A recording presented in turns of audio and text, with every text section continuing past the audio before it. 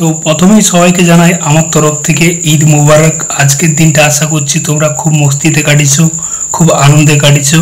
তো আগামী দিনগুলো খুব আনন্দে কাটাও, খুব মস্তিতে কাটাও, এটাই বলবো। তো আজকে আমি রিসেন্টলি সিকান্দার সিনেমাটা দেখলাম, সলমান খানের সিনেমা, ঈদেই মুক্তি পেয়েছে সিকান্দার। তো আমার সিনেমাটা একদমই ভালো লাগেনি, পার্সোনালি আমার তো একদমই ভালো লাগেনি। সিনেমাটা একটা ওকে ওকে সিনেমা হয়েছে, একটা অ্যাভারেজ সিনেমা হয়েছে। আমি আশা করেছিলাম এই সিনেমা দিয়ে হয়তো সলমান খানের একটা কামব্যাক হবে, কারণ প্রথমবার সলমান খান ডিরেক্টর এআর মুরুগেদাসের সাথে কোলাবোরেশন করছে। ডিরেক্টর এআর মুরুগেদাস খুব ভালো একজন ডিরেক্টর, একটা টাইমে গজনী, হলিডের মতো সিনেমা করেছিল বলিউডে, কিন্তু তার প্রিভিয়াস কাজগুলো খারাপ যাচ্ছিল। তো আমি ভাবলাম হয়তো ডিরেক্টর এবং অ্যাক্টর দুজনেরই হয়তো কামব্যাক সিনেমা হতে পারে সিকান্দার, সেরকমই মনে হচ্ছিল। তো সিকান্দার সিনেমাটার যে গল্পটা, সেই আইডিয়াটা কিন্তু খুব ভালো।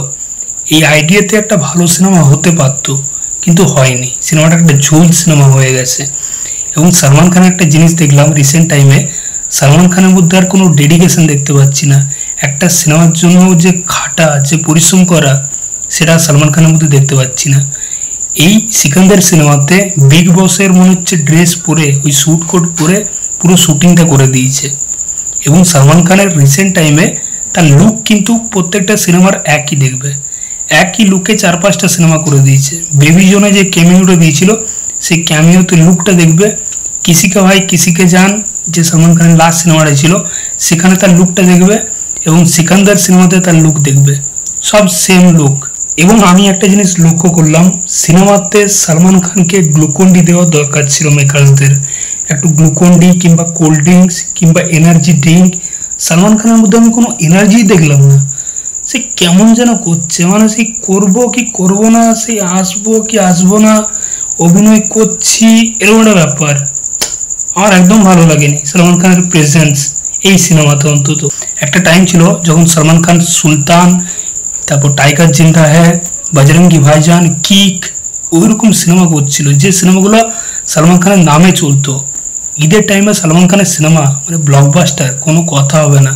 কিন্তু এখন সিকান্দার সিনেমাটা দেখলাম, ফেসবুকে দু একটা ছবি আসছে যেগুলো দেখতে পাচ্ছি সিনেমা হল ফাঁকা যাচ্ছে। সলমান খানের সিনেমা ঈদের টাইমে, বুঝতে পারছো? যাই হোক, তো সিকান্দার সিনেমার গল্পটা নিয়ে কথা বলি।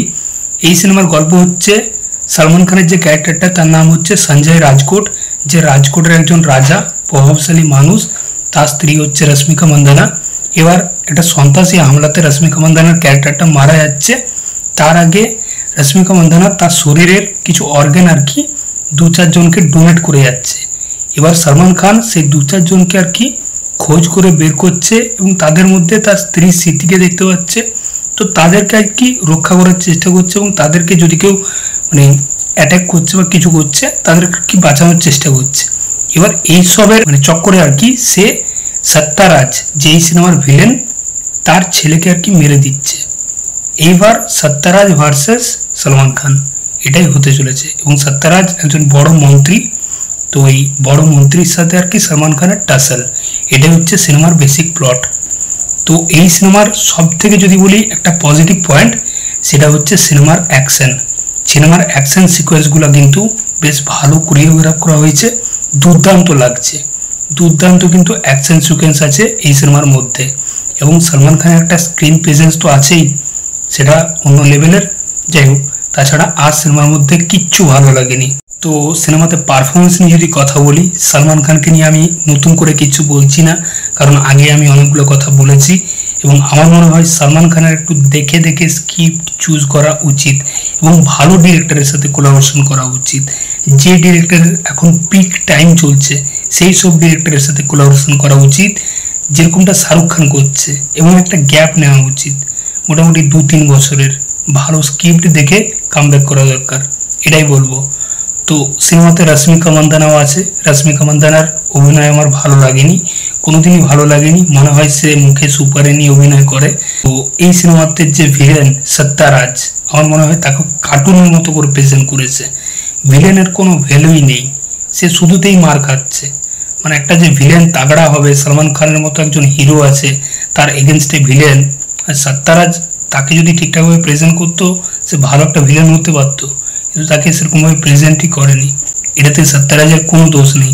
যাই হোক, তো এই সিনেমাতে সলমান জোশীকেও দেখতে পাচ্ছি। সলমান জোশী এমন অভিনয় করছে, মানে কি কথা বলছে সেটা ভালো করে শুনতেই পাচ্ছি না। তো ওভারঅল আমার সিনেমাটা মোটামুটি একটা সিনেমা লেগেছে। তো এই সিনেমাটা একটা ভালো সিনেমা হতেও পারতো। সিনেমাটা মনে হচ্ছে 2010 2012 ওই টাইম লাইনের সিনেমা, যেরকম তামিল তেলেগু সিনেমা হতো, এআর মুরুগদাসের সিনেমা হতো, ওই টাইপের সিনেমা হয়ে গেছে। একদম ক্রিঞ্জ একটা সিনেমা হয়ে গেছে। যাই হোক, তো এই সিনেমা দিয়ে সলমান খানের আদৌ কামব্যাক হবে কিনা সেটা সন্দেহ আছে। তবে সিনেমাটা আশা করছি বক্স অফিসে সেরকম কিছু সাফল্য আনবে না। আমার সিনেমাটা একদমই ভালো লাগেনি। তোমরা যদি দেখে থাকো অবশ্যই জানিও। চললাম, আবার দেখা হচ্ছে পরের ভিডিওতে। চ্যানেলে নতুন থাকলে অবশ্যই সাবস্ক্রাইব করে যাও বস। ঠিক আছে।